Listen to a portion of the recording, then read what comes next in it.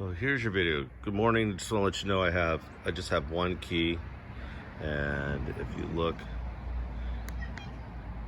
it does work. It unlocks the car. Let me go to the front.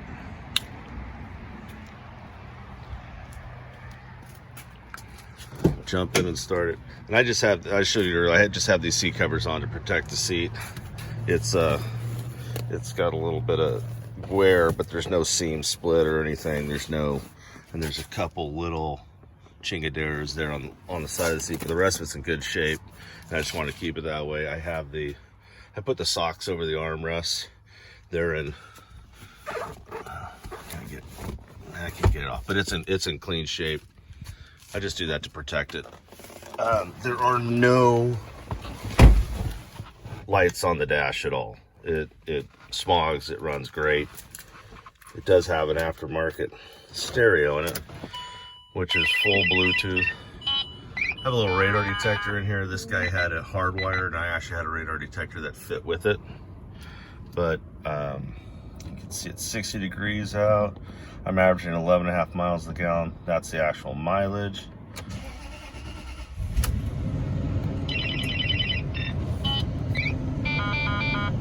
But you can see there are no lights on the dash whatsoever. Here's the aftermarket stereo. It's a little bit older, so it takes about 30 seconds for it to kick on, but it'll do your Bluetooth, stereo, the whole bit. When I was doing that wiring, I found this USB plug behind the dash. It had another one like this one here, and I pulled out, and it was cut, and it wasn't to anything, but this one was behind the stereo, and it works the iPod. But on the newer stereos, you plug it in, the iPod comes on, but it won't play through the speakers. It plays through your phone, but you have USB, Bluetooth on this stereo, so I don't really see the point in that. But I have a thing hooked up. There's a little cell phone holder right here. Works really good. It's got it kind of comes out through the model, and then you slip your phone in there, and it works great. Right now the car is running, but you probably really can't even hear it from here. This here is the light switch for the big lights on the front. You can see them coming on against the garage door. And then this light switch here, that one does the two lights on the back rack. Down here, this is the smart cord for the radar detector. And then this button here, I have no clue what that does.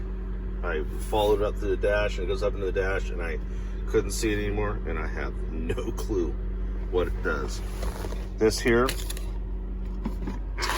is actually a refrigerator, and it gets nice and cold and hold your drinks. I just have a tie down there, and other than that, oh, and that's the battery controller right there. But you saw the video, and if you look, you can see that it's fully charging at 14.2 volts. It takes 5 minutes to, like the video said, it charges the one battery for I think 5 minutes, and then it'll kick over. Or you can press this and hold it for 3 seconds, and it will kick over, and it'll start charging. It'll start charging the other battery. So I don't know if you hold it again, does it turn off? Yeah, it does. So it does the 5 minutes so that it takes the charge from the other battery. I'm gonna stop, I'm gonna open the hood, I'm gonna show you the charging of the other battery. So here's the dual battery setup. This here is the cover for that battery. The other battery is under here, and it looks just like any other one, except for it's got that wiring there that goes over here to the second Odyssey battery.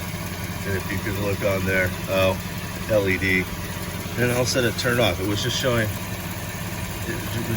14.1 volts, but it's on. I don't think it stays on all the time. You can tell this was a pretty pro setup, and then back here is the National Luna device that I just replaced. And you can see the two lights on back here. It shows the timer is activated.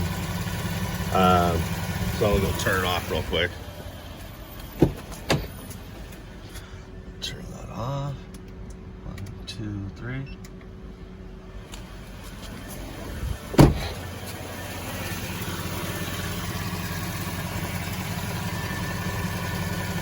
I don't know. It's working though. It's brand new. So anyway, if you got any further questions, oh, here's the Arb compressor, and you turn it on with this little switch right here. There it goes. You don't want to leave that on. I left that on, and I thought that might have been what killed my battery too, because about every 5 minutes it farts. It'll make this little noise, and I couldn't figure out what it was until like a day later. My kids were complaining because they're, Dad, it's keeping me awake at night. Anyway, you should make sure that's always off. Here's your quick release right here for the air compressor. All right. Hopefully that's enough info for now. By the way, the voltage just came back. It's reading 14.1, so it's fully charging the system.